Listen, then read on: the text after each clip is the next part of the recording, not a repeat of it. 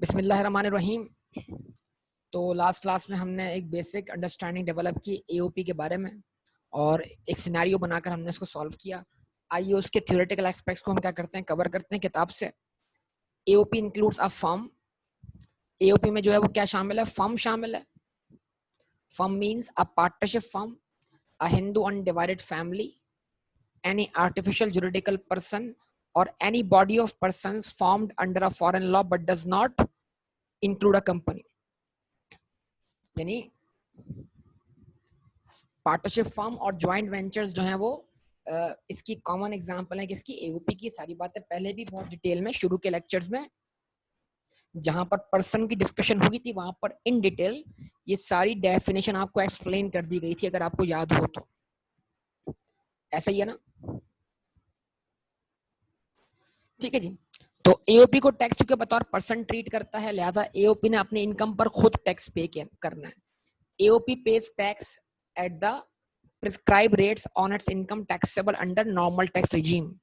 तो एओपी के जो टैक्स रेट्स हैं वो वही हैं जो कि इंडिविजुअल के नॉन सैलरीड केस वाले टैक्स रेट्स हैं। ऐसा ही है बेटा, ये हम प्रैक्टिकली पहले कर चुके हैं और इसकी रीडिंग हम बाद में कर रहे हैं ना।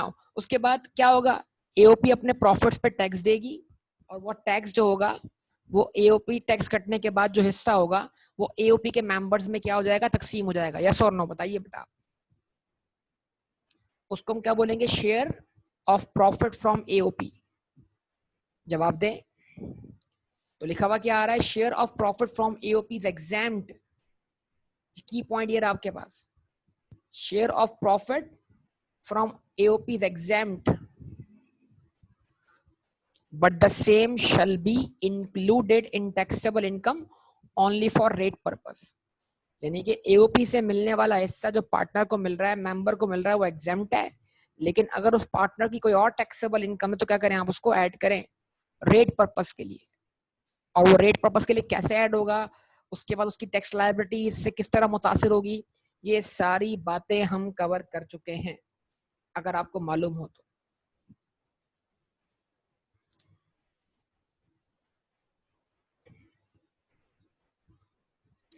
ठीक है, अच्छा अच्छा, ये तो हो गई प्रॉफिट की बात। अब कर लें लॉस की बात। तो अगर एओपी को लॉस होगा तो क्या एओपी का लॉस एओपी के मेंबर्स में डिस्ट्रीब्यूट होगा? यस बिल्कुल, लॉस तो डिस्ट्रीब्यूट होगा, ये अलग बात है। लेकिन क्या वो उस लॉस को रेट पर्पस के लिए अपनी टैक्सेबल इनकम में से माइनस कर सकते हैं? जवाब इसका है नो। लॉस के शेयर को एओपी के मेंबर्स अपनी टैक्सेबल इनकम में से माइनस नहीं कर सकते।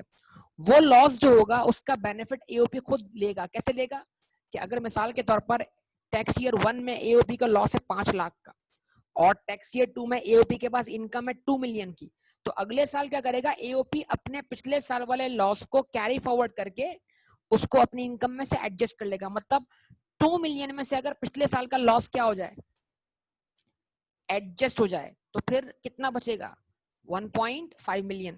तो इसका मतलब क्या हुआ, एओपी का लॉस एओपी के पास ही रहेगा।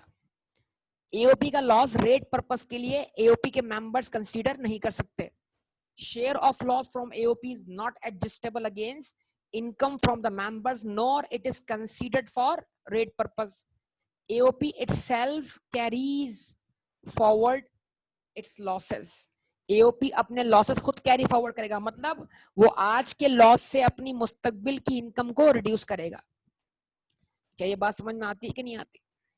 जवाब दें, रिस्पॉन्स करें बेटा, रिस्पॉन्स करें सब लोग। क्या ये बात सबको क्लियर होती है कि नहीं होती? लॉसेस कैरी फॉरवर्ड करने वाली बात सबको समझ में आ चुकी है? अच्छा जी, उसके बाद क्या है बेटा, एन एम्बिग्यूटी एग्जिस्ट। अच्छा, बहुत सारे मसले मसाइल हैं, वही डिस्प्यूट्स हैं। डिस्प्यूट मतलब वही टैक्स लॉ की अंडरस्टैंडिंग के मसले हैं। तो टैक्स लॉ की अंडरस्टैंडिंग के क्या मसले हैं भाई, हर किसी की भी अपनी ऑब्जर्वेशन हो सकती है। अच्छा, कुछ लोगों का कहना यह है कि जो मेंबर ऑफ एओपी को शेयर मिलेगा वो टैक्स माइनस होने से पहले मिलेगा। मतलब मिसाल के तौर पर जो हमने एग्जांपल ली थी उसमें जो टैक्स जिस वैल्यू पे चार्ज हुआ था उस वैल्यू में से हमने टैक्स भी माइनस किया था, जो बचा था वो हमने इनके दरमियान डिस्ट्रीब्यूट किया था। ऐसा ही था ना? लेकिन कुछ लोग बोलते नहीं, टैक्स माइनस होने से पहले वाला हिस्सा यानी प्रॉफिट बिफोर टैक्स क्या होगा, वो शेयर फ्रॉम एओपी कहलाएगा in the hands of member. तो इसमें एक एम्बिग्यूटी आ गई, कंफ्यूजन आ गई। तो अब क्या लिखा हुआ आ रहा है, an ambiguity exists as to the amount of share of profit, whether it is share of profit after tax, which is generally termed as divisible income, or it is share of profit before tax, या फिर वो share of profit before tax है। तो लिखा हुआ क्या है, the FBR has clarified through a circular letter that it is the amount after tax, meaning divisible income। तो FBR ने इस बात को सर्कुलर लेटर के थ्रू क्या कर दिया है, क्लियर कर दिया है कि डिविजिबल इनकम होगी। तो इसमें अब दो किस्म के ओपिनियन बढ़े, जितनी भी सीए फर्म्स हैं, जितनी भी सीए फर्म टैक्स प्रैक्टिस करती हैं, पाकिस्तान में इस वक्त टैक्स के मामले में सबसे लीडिंग फर्म जो है वो ENY है, जिसका टैक्स डिपार्टमेंट सबसे मतलब अच्छा कह सकते हैं। बाकी फर्म्स का भी अच्छा है नो डाउट, लेकिन एक लीडिंग डिपार्टमेंट होता है कहीं का भी। तो टैक्स फर्म के लिहाज से जो है वो ENY अच्छी फर्म है। तो मतलब ओवरऑल जो सीए की मार्केट में प्रैक्टिस है वो है प्रॉफिट आफ्टर टैक्स को डिविजिबल इनकम मानने की। लेकिन जो अदर देन सीए मार्केट है, जो लॉयर्स वगैरह होते हैं, ये टैक्स कंसल्टेंट्स होते हैं, उधर जो प्रैक्टिस है वो प्रैक्टिस है प्रॉफिट बिफोर टैक्स लेने की, डिस्ट्रीब्यूट करने की। तो ये दोनों प्रैक्टिस एग्जिस्ट करती हैं। अच्छा, जो लोग जो कहते हैं कि भाई प्रॉफिट आफ्टर टैक्स लेना चाहिए, उनका कहना ये है कि भाई ये सर्कुलर लेटर है, FBR ने भी क्लियर कर दिया, और लॉजिकली भी ऑब्वियसली जो टैक्स कट चुका वो तो मेंबर की जेब में आएगा नहीं ना बेटा, वो तो कैश फॉर्म में रिसीव नहीं करेगा मेंबर तो जो प्रॉफिट लेके जाएगा अपने घर पर, वो तो कैश फॉर्म में उतना ही ले जा सकता है जितना उसका आफ्टर टैक्स प्रॉफिट होगा, जो उसके करंट अकाउंट में ट्रांसफर किया जाएगा। ऐसा ही होगा ना बेटा? आप सब जवाब दें इस बात का, क्या कहते हैं? तो लॉजिकली भी बात दुरुस्त है कि भाई आफ्टर टैक्स वाला ही इनकम लेना चाहिए, ठीक है। लेकिन जो लोग बिफोर टैक्स वाला लेते हैं वो कहते हैं कि टैक्स लॉ जो है टैक्स को एक्सपेंस नहीं मानता, तो लिहाजा बिफोर टैक्स वाला अमाउंट होना चाहिए। उनकी लॉजिक ये है। उसके बाद वो ये भी कहते हैं कि सर्कुलर लेटर है, ये विड्रॉ कर लिया था FBR ने। तो अब ये आपस के डिस्प्यूट्स हैं, आपके लिए सूटेबल क्या है? आपके लिए सूटेबल है कि आप क्या करें, दोनों में से किसी एक को फॉलो कर सकते हैं, लेकिन ज्यादा सूटेबल मेरे ख्याल से आपके लिए क्या है कि आप जब जिस किताब को हम फॉलो कर रहे हैं उस किताब में इस चीज को क्या किया गया है, आफ्टर टैक्स लिया गया। तो हम भी क्या करेंगे, आफ्टर टैक्स पे ही इसको प्रैक्टिस कर रहे होंगे। ओके बेटा, याद रहेगा आप लोगों को? ज्यादा लॉजिकल मेरे नजदीक जो है वो आफ्टर टैक्स वाला अमाउंट है as compare to before tax. सही है? यहां तक बात सबको क्लियर होती है बेटा? जवाब दे देगा सब लोग साथ साथ, ताकि बात चलती रहे हमारी, रुके नहीं बात। अच्छा, यहां तक किसी को इश्यू तो नहीं है? अब हो सकता है एओपी के पास जो है एक ऐसी इनकम हो जो कि कहां फॉल करती हो, FTR में, फाइनल टैक्स रिजीम में। कहां फॉल करती हो? तो अगर एओपी के पास कोई ऐसी इनकम है जो कि FTR बेस इनकम है। FTR बेस इनकम क्या होती है, इस पे एक तवील डिस्कशन करेंगे, लेकिन अभी खाली इतना ध्यान में रखें कि अगर कोई इनकम FTR बेस है, मिसाल के तौर पे एओपी के पास इंटरेस्ट इनकम है, एओपी के पास डिविडेंड इनकम है, तो याद रखिएगा बेटा वो डिविडेंड इनकम और इंटरेस्ट इनकम जो है वो शेयर फ्रॉम एओपी का पार्ट तो होगी, लेकिन अगर मेंबर्स के शेयर फ्रॉम एओपी, मिसाल के तौर पर एओपी का प्रॉफिट है 2 मिलियन और डिविडेंड है 200,000, टोटल कितना बना, 22 लाख बना। दो मेंबर्स हैं, 50-50% कर दें, 11 लाख एक के हिस्से में आए, 11 लाख दूसरे के हिस्से में आए। Okay, correct? तो अब जो मेंबर को हिस्सा मिल रहा है 11 लाख रुपए, उसमें लाख रुपए डिविडेंड वाला हिस्सा भी है, और डिविडेंड जो है वो कवर होता है कहां पर, FTR में। तो अब मेंबर ऑफ एओपी को 11 लाख अपनी इनकम में ऐड नहीं करना रेट पर्पस के लिए, उसको ऐड करना है 1 मिलियन। यानी अगर शेयर फ्रॉम एओपी में उसके पास कोई ऐसी इनकम है जो कि FTR बेस इनकम है, जो कि एओपी ने अर्न की थी या रिसीव की थी FTR बेस इनकम, तो एओपी के अगर शेयर में कोई FTR बेस इनकम का पोर्शन मौजूद है तो वो पोर्शन क्या करते हैं, लेस करते हैं, उस पोर्शन को रेट पर्पस के लिए कंसीडर नहीं किया जाएगा। क्या ये बात क्लियर होती है? तो अगर 11 लाख शेयर फ्रॉम एओपी है, उसमें एओपी ने जो डिविडेंड कमाया था 2 लाख रुपए, उसका 50% भी शामिल है, तो क्या करें, आप 11 लाख में से 1 लाख रुपए लेस कर दें। अब वो अमाउंट मिल गया आपको जो रेट पर्पस के लिए ऐड होगा, कितना, 1 मिलियन। क्लियर बात यहां तक बेटा? जवाब दें सब लोग। ओके, तो इनकम अंडर फिक्स टैक्स और final tax regime in the hands of AOP shall be considered for calculating share of profit from AOP or not? कि जो FTR बेस इनकम है वो share of profit from AOP में शामिल होगी या नहीं होगी, मतलब रेट पर्पस के लिए.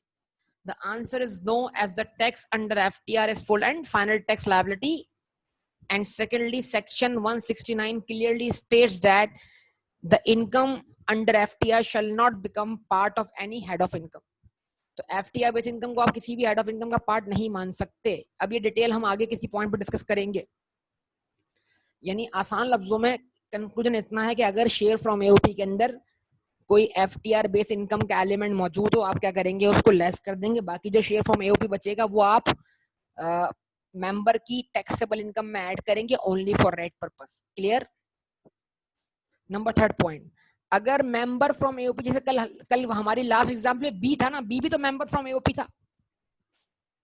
तो ए की हमने क्या की, शेयर फ्रॉम एओपी उसकी टैक्सेबल इनकम में ऐड की थी. लेकिन बी में हमने कुछ नहीं किया था ना. याद है ना आपको सारी बातें? बेटा जवाब दे. बी में हमने कुछ नहीं किया था. ये सारी बातें याद है आप सबको? बोलिए बेटा, कोई जल्दी बताइए. अब बी में क्यों कुछ नहीं किया? ऐसे कि बी के पास कोई टैक्सेबल इनकम नहीं थी.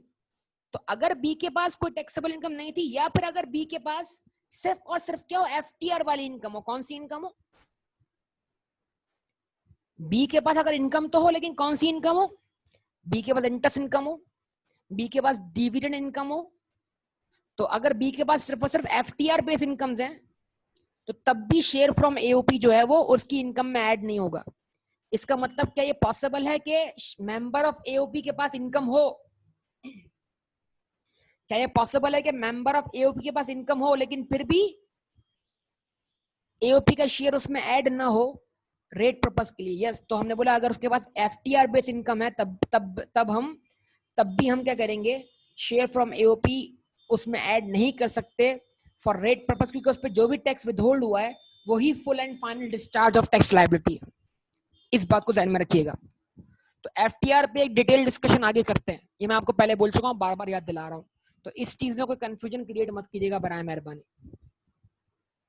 लिखा हुआ क्या आ गया?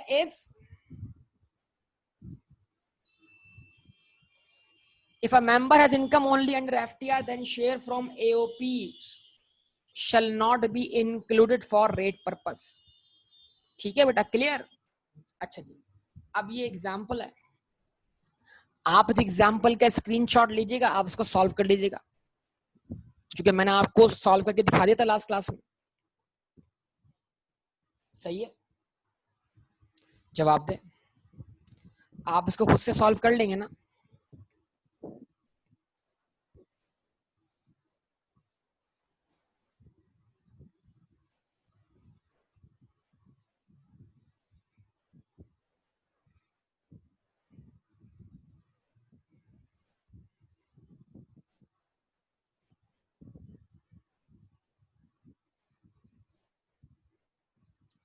और ये एग्जाम्पल 6.2 दी गई है आपको असाइनमेंट के तौर पर.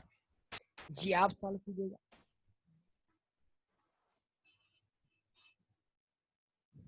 इसमें मेंबर ऑफ एओपी की कैलकुलेशन परफॉर्म करनी है. स्क्रीनशॉट ले लें इसको.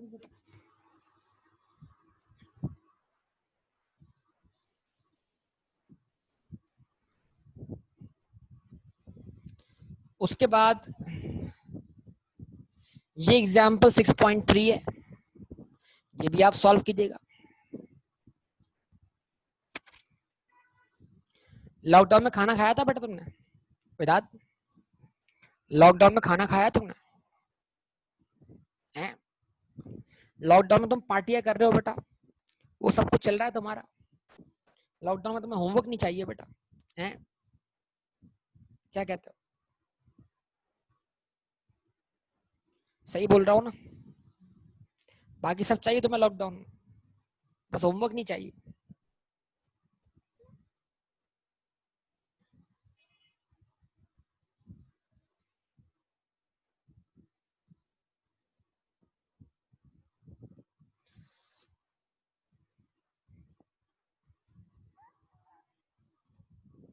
हाँ जी. तो अब क्या है, कुछ क्वेश्चंस हैं. वो क्वेश्चंस क्या है जरा देखिएगा बेटा. वो सवालात क्या है बड़े सिंपल सवाल आते हैं कि सैलरीड केस या नॉन सैलरीड केस के लिए हम क्या करेंगे।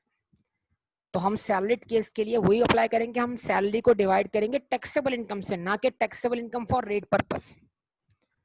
फॉरेन टैक्स क्रेडिट के लिए हम क्या करेंगे, फॉरेन टैक्स क्रेडिट हम क्या करेंगे जनाब, जो टैक्स लायबिलिटी आ रही होगी हमारी फॉरेन टैक्स क्रेडिट के लिए से पहले क्लेम, उसको हम डिवाइड करेंगे एक्चुअल टैक्सेबल इनकम से, ठीक है, और निकाल लेंगे Pakistan tax payable at the rate of average rate of tax.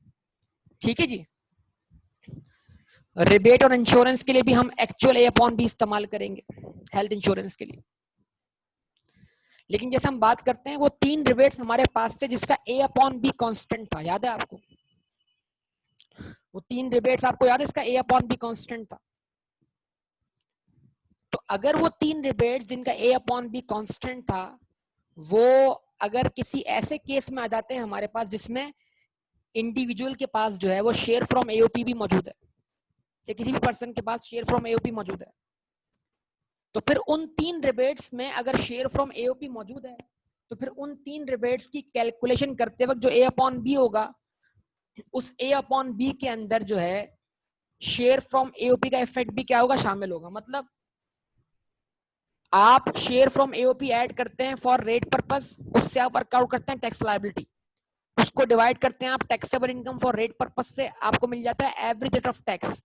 तो जो average rate of tax tax liability निकालने के लिए इस्तेमाल हुआ है, वही एवरेज रेट ऑफ टैक्स जो है वो इस्तेमाल होगा किस चीज के लिए, उन 3 रिबेट्स के लिए। समझे बात को। तो अगर अगर शेयर फ्रॉम एओपी ना हो तो ए अपॉन बी उन 3 रिबेट्स के लिए कांस्टेंट है वैसे ही, लेकिन अगर शेयर फ्रॉम एओपी हो तो जिस ए अपॉन बी से आपने सबसे पहले टैक्स लायबिलिटी वर्कआउट की है, उसी ए अपॉन बी को आप इस्तेमाल करेंगे किस चीज के लिए, इन रिबेट्स को वर्कआउट करने के लिए। तो लिखा हुआ क्या है, if an individual is a member of AOP and has other normal income taxable income as well then section 65 subsection 1 specifies a specific treatment for rebates, if any, in respect of donation, investment in shares, sukuk, life insurance and approved pension fund, that the components of what, A and B, that is average rate of tax for such rebates मतलब वो 3 rebates would include the effect of share of profit from AOP। तो फिर उन A upon B के अंदर effect of share of profit from AOP भी शामिल होगा बेटा।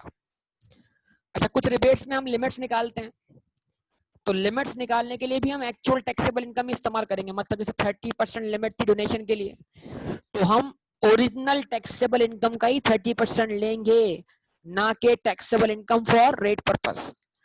तो लिमिट्स हो, सैलरीड या नॉन सैलरीड केस हो, जितनी भी दीगर सूरत हाल हो, उसमें हम ओरिजिनल टैक्सेबल इनकम ही इस्तेमाल करेंगे, ना कि taxable income for rate purpose. ठीक है, यहां तक बात समझ में आती है सब लोगों को? कोई मसला इसमें कोई प्रॉब्लम हो तो बताइए, जवाब दीजिए बेटा सब लोग। कोई प्रॉब्लम है तो बोलिए। चले, अब इस बात को एग्जाम्पल के जरिए भी समझा जा सकता है, तो समझे एग्जाम्पल के थ्रू।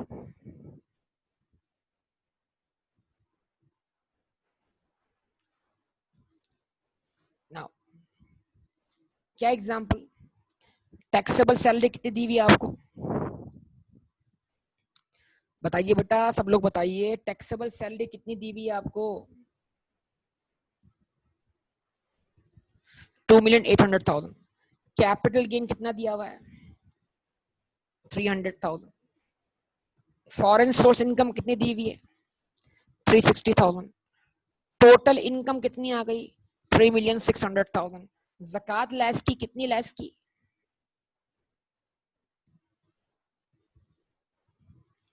3,443,000 आपका क्या बन गया ज़कात लेस करने के बाद, 17,000 की ज़कात लेस करने के बाद टैक्सेबल इनकम। यस और नो? जवाब देंगे। अब इसमें ऐड करें आप क्या, share of profit from AOP for rate purpose. आप इसमें ऐड कर दें share of profit from AOP for rate purpose. ठीक है, अभी इसको मिला होगा अपनी फर्म से। अब आप ये बोलेंगे कहां से आया भाई, एग्जाम्पल है ना, एग्जाम्पल का मतलब क्या है कि इसको ये हिस्सा मिला होगा अपनी फर्म से, जो भी हिस्सा मिला वो ऐड करने कर दिया ऐड आपने। तो अब आपको इनकम मिल गई, कौन सी income, taxable income for rate purpose, yes और नो? कितनी? 3,763,000, ऐसा ही है ना बेटा? अब क्या करते हैं, अब क्या करते हैं, इस 3,763,000 पर क्या वर्कआउट करते हैं, टैक्स वर्कआउट करते हैं, बताइए। तो जब आप जाते हैं कहां पर, सब लोग निकाल लीजिए पेज वो वाला, नॉन सैलिड केस वाला। तो 3,760,000 जब आप टैक्स करते हैं तो उधर प्रॉब्लम क्या होती है भाई, कि 3.5 मिलियन पे आके आपका एक स्लेब खत्म होता है, अगला स्लेब यहां से शुरू होता है। तो जो आपकी लोअर लिमिट है वो 3.5 मिलियन है। 3.5 मिलियन पे कितना टैक्स है, 3,70,000। और जो अमाउंट 3.5 मिलियन से एक्सीड कर रहा है वो कितना है, 263,000। उसका कितना टैक्स देना है आपने, 20%। उसका आपने पे करना है 20%। 3,70,000 प्लस 52,600 सम होके कितना हो गया, सम होके कितना हो गया, 422,600। क्या ये आपका एक्चुअल टैक्स है कि आपने इतना टैक्स पे करना है बतौर इंडिविजुअल, या ये आपका टैक्स है रेट पर्पस के लिए, ये टैक्स है रेट पर्पस के लिए, ऐसा ही है ना? तो आपने निकालना है average rate of tax, yes और नो? निकाल लिया। ये ए है, डिवाइड किससे किया, बी से। अब आपकी जो एक्चुअल टैक्सेबल इनकम है वो कितनी है, एओपी का शेयर ऐड करने से पहले टैक्सेबल इनकम कितनी है, 3,443,000। वो बन गया सी, मल्टीप्लाई करवा दिया। अभी आपका एक्चुअल टैक्स आ गया है। अगर आप किसी भी किस्म के रिबेट के लिए एलिजिबल नहीं है, जवाब दे,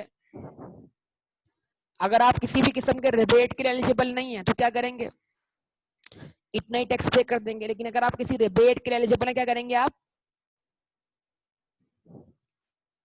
उन रिबेट्स को कैलकुलेट करेंगे। तो आपने देखा आपके पास फॉरेन सोर्स इनकम थी, तो अगर उस फॉरेन सोर्स इनकम पर फॉरेन में आपने टैक्स पे किया है और पाकिस्तान में भी आपको टैक्स पे करना पड़ रहा है क्योंकि आपने उसको अपनी टैक्सेबल इनकम में ऊपर शामिल किया है, तो लिहाजा आप एलिजिबल हो गए किस चीज के लिए, यूनिलैटरल रिलीफ के लिए, फॉरेन टैक्स क्रेडिट के लिए, यस और नो?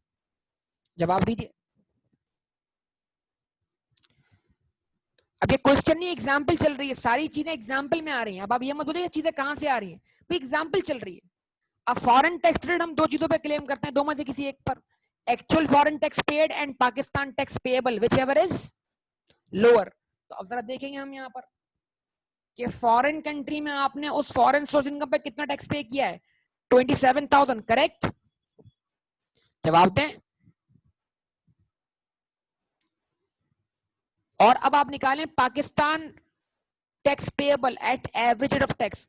तो उसके लिए आप क्या यूज करें, उसके लिए आप देखें आप क्या यूज कर रहे हैं, आप जो है वो ओरिजिनल टैक्स लायबिलिटी इस्तेमाल कर रहे हैं। 363,000 क्या है, ओरिजिनल टैक्स लायबिलिटी है।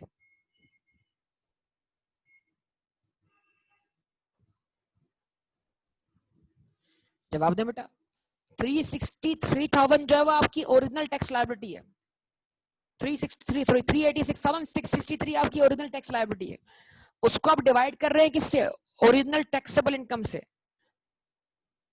मल्टीप्लाई किससे कर रहे हैं, फॉरेन सोर्स इनकम से, 360,000 से। तो आपका पाकिस्तान टैक्स पेबल कितना आ रहा है, 40,429, यस और नो? जवाब दें। अब आप बोलेंगे सर अगर हम इसको tax liability for rate purpose और taxable income for rate purpose से वर्कआउट करें तब भी आंसर सेम आएगा, तो कोई फर्क तो नहीं पड़ेगा, आप चेक कर सकते हैं। आप 360,000 को मल्टीप्लाई करें किससे, इस 422,600 और 3,763,000 से, जो फ्रैक्शन है इससे, तब भी आंसर आपका यही आ रहा है। चेक करके देखें सब लोग। तो फिर हम एक्चुअल टैक्स लायबिलिटी क्यों इस्तेमाल कर रहे हैं जब आंसर सेम आ रहा है? तो भाई आवाज ही नहीं आ रही, आप लोगों की बात ही समझ नहीं आ रही बेटा, जवाब दें बेटा। चेक किया आप लोगों ने, चेक किया इस बात को, इस चीज को चेक किया आप लोगों ने? हाँ, तो फिर तो किसी से भी निकाल लें। नहीं बेटा, किसी से भी नहीं निकालें, एक्चुअल टैक्स लायबिलिटी इस्तेमाल करेंगे। क्यों? फर्क आ सकता है, कहां आ सकता है? अगर आपके पास फॉरेन टैक्स क्रेडिट से पहले कोई रिबेट हो, कोई ऐसा रिबेट जो फॉरेन टैक्स क्रेडिट से पहले अवेलेबल हो, तो अगर कोई रिबेट फॉरेन टैक्स क्रेडिट से पहले लेस हो गया, जैसे फुल टाइम टीचर, जवाब दें, तो वो आपकी टैक्स लायबिलिटी को रिड्यूस कर देगा। और फिर आपको रिड्यूस टैक्स लायबिलिटी लेनी है किस काम के लिए? फॉरेन टैक्स क्रेडिट के लिए। फिर अगर आपने tax liability for rate purpose को इस्तेमाल कर लिया तो आपका आंसर सही नहीं आएगा। तो फॉरेन टैक्स क्रेडिट को निकालने के लिए हमेशा क्या करना है बेटा? Actual tax liability before foreign tax credit इस्तेमाल करनी है, और average tax liability for rate purpose इस्तेमाल नहीं करनी। क्या ये बात सबको क्लियर है? यस और no?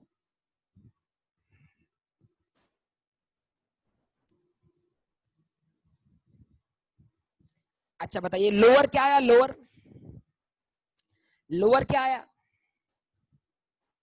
Foreign tax paid lower आ गया ना बेटा, 27,000, उसको क्लेम कर लिया।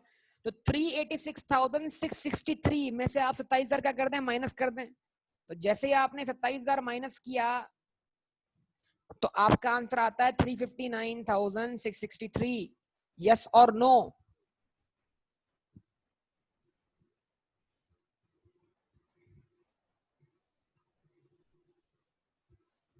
ठीक है जी। अब इसमें से लेस करना है रिबेट ऑन डोनेशन। अच्छा जी, आमतौर पर रिबेट ऑन डोनेशन को निकालने के लिए हम जो एवरेज रेट ऑफ टैक्स लिया करते थे बेटा, वो क्या था? अब जरा मुझे बताओ, रिबेट ऑन डोनेशन क्लेम करने से पहले वाली टैक्स लायबिलिटी कितनी है? सब लोग टाइप करो, टाइप करके बताओ, रिबेट ऑन डोनेशन से पहले वाली टैक्स लायबिलिटी कितनी है? रिबेट ऑन डोनेशन क्लेम करने से पहले टैक्स लायबिलिटी कितनी है? वही जो फॉरेन टैक्स क्रेडिट क्लेम करने के बाद है, 359,663। यस, तो हम इसको मानते थे ए, डिवाइड करते थे किससे? टैक्सेबल इनकम से, ओरिजिनल वाली, मल्टीप्लाई करते थे किससे? सी से, जो लोअर और 1 और 2 में से, याद है या भूल चुके हैं? लेकिन क्योंकि इधर शेयर फ्रॉम एओपी मौजूद है, तो लिहाजा अभी हम 359,663 को इस्तेमाल नहीं करेंगे, क्योंकि लॉ ये कहता है कि जब आप rebate on donation, rebate on investment shares and approve pension fund, इनको कैलकुलेट करें तो इसमें शेयर फ्रॉम एओपी का इफेक्ट भी शामिल होना चाहिए, तो शामिल कर लें। तो इसका मतलब ये हुआ कि इस स्पेशल केस में आपको डोनेशन का रिबेट निकालने के लिए जो एवरेज रेट ऑफ टैक्स इस्तेमाल करना है वो यही वाला करना है, ये वाला। देखो 420,600 ये क्या है? Tax liability for rate purpose. 3,763,000 क्या है? Taxable income for rate purpose. जवाब दे, रिस्पॉन्स दे बेटा। और उसको आप मल्टीप्लाई करते हैं किससे? लोअर अमाउंट से। अभी लोअर अमाउंट मेंशन नहीं है, मान लें कि लोअर क्या है? 50,000। तो इस स्पेशल केस में हम ए अपॉन बी वही इस्तेमाल कर रहे हैं जो हम टैक्स लायबिलिटी के लिए निकालने के लिए वर्कआउट कर रहे थे। और आंसर क्या है आपके पास? 5,615।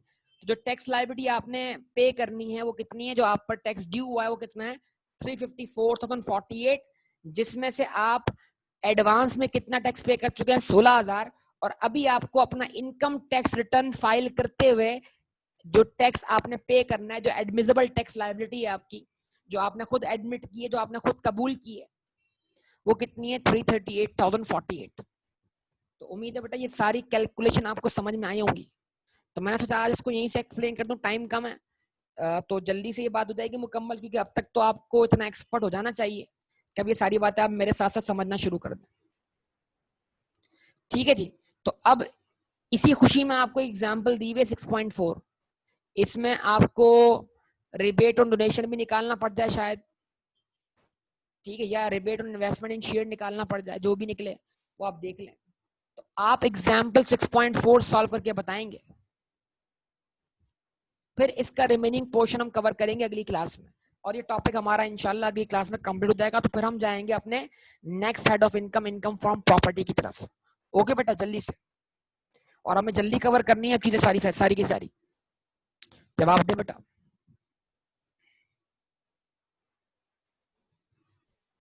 क्या सबको क्लियर है बेटा यहाँ तक बात? तो यहाँ तक स्टॉप करूंगा इंशाल्लाह, बाकी सारा डिस्कशन अगली क्लास में करेंगे। ओके, अल्लाह हाफिज।